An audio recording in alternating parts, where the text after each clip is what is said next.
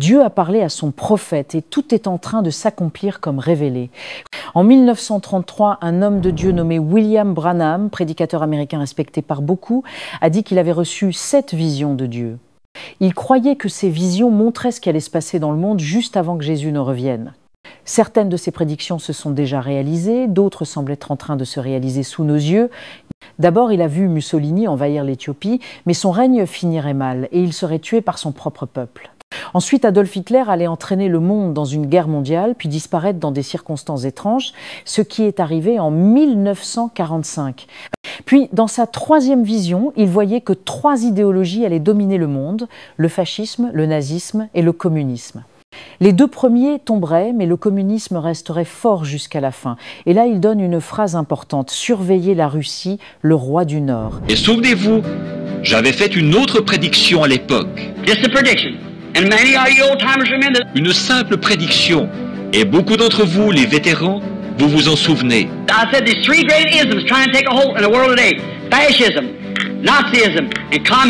J'avais dit, il y a 3 grands ismes qui essaient de s'emparer du monde aujourd'hui. Le fascisme, le nazisme et le communisme. Et qu'est-ce que j'avais dit? Qu'ils finiraient tous dans le communisme. Et je vous avais tous fait répéter ça. Surveillez la Russie. Vous vous souvenez de ça? Keep your eyes on Russia. She'll all wind up in communism. Surveillez la Russie. Elle finira tout entière dans le communisme. Watch Russia. Watch Russia, the king of the north. Watch Russia, king of the north. Watch Russia, king of the north. Surveillez la Russie. Surveillez la Russie. Le roi du Nord. À son époque, la Russie était l'Union soviétique, une puissance communiste très fermée à Dieu. Branham ne parlait pas seulement de politique, mais aussi de l'esprit d'opposition à Dieu que portait cette idéologie. Aujourd'hui, même si l'Union soviétique n'existe plus, la Russie reste une puissance très particulière. Elle ne suit pas les règles que les autres pays puissants essayent d'imposer.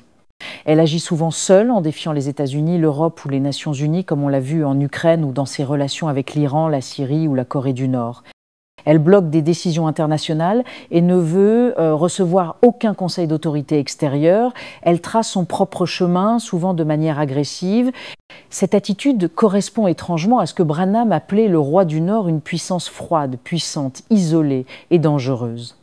Et dans la Bible, dans le livre d'Ézéchiel, chapitres 38 et 39, il est écrit qu'un chef appelé Gog, venant d'un pays appelé Magog, situé au nord d'Israël, attaquera ce pays dans les derniers jours.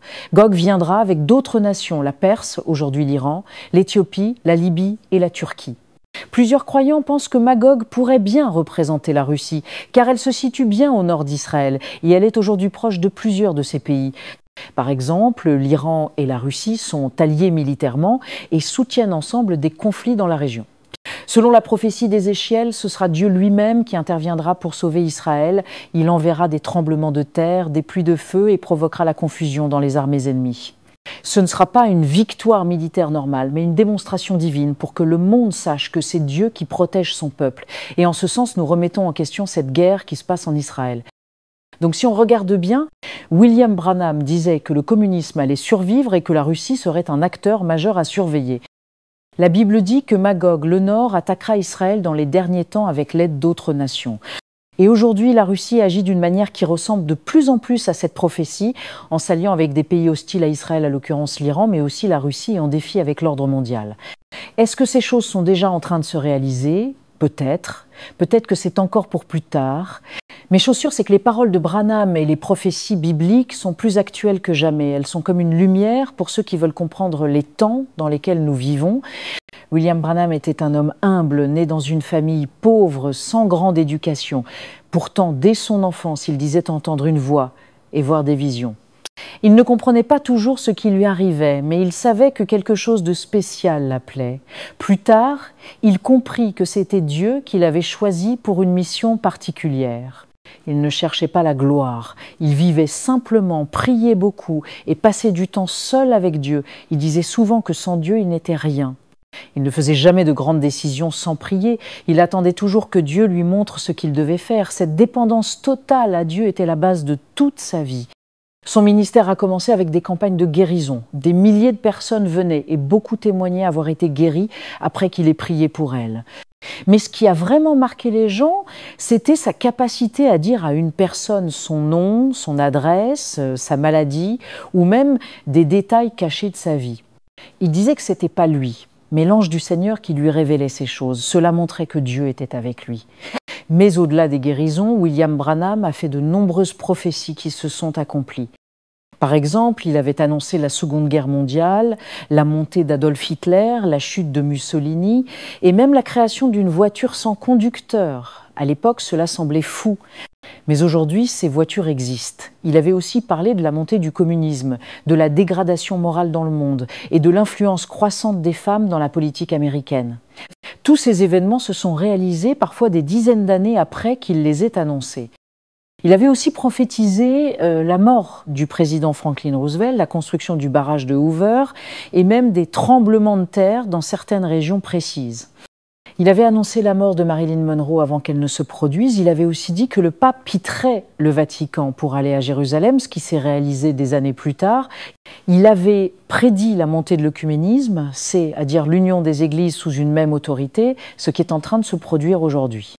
Il avait aussi annoncé que le monde entrerait dans une période de confusion morale, où les hommes et les femmes échangeraient leurs rôles, où les valeurs seraient renversées et où les gens ne sauraient plus ce qui est bien ou mal. Quand on regarde le monde aujourd'hui, on voit que cette prophétie est en train de s'accomplir sous nos yeux. Ce qui rend tout cela encore plus fort, c'est que William Branham ne cherchait pas à impressionner. Il ne vendait pas ses prophéties, il ne faisait pas de publicité.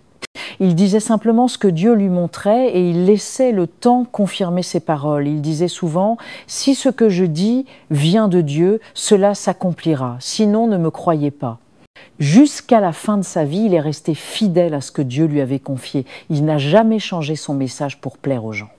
Il a continué à prêcher la repentance, la foi en Jésus-Christ et la préparation pour le retour du Seigneur. Il disait que son rôle était de ramener les gens à la parole de Dieu, pas de créer une nouvelle religion. Aujourd'hui, beaucoup de ces prophéties sont encore en train de s'accomplir. Et cela montre que Dieu l'avait vraiment envoyé. Sa vie, son message et l'accomplissement de ses paroles sont une preuve que Dieu parle encore aux hommes et qu'il utilise des serviteurs fidèles pour avertir et préparer son peuple. Merci de partager vos impressions dans le commentaire.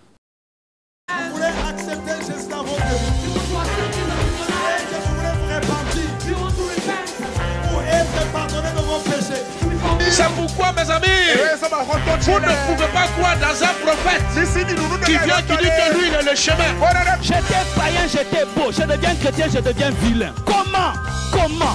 Le silence n'est pas un vide, c'est un puissant langage de celui qui sait ce qu'il fait. C'est le langage du mature. La personne qui est mature répond de foi par le silence, se tait seulement. Si le ciel s'est réconcilié avec la terre par la croix,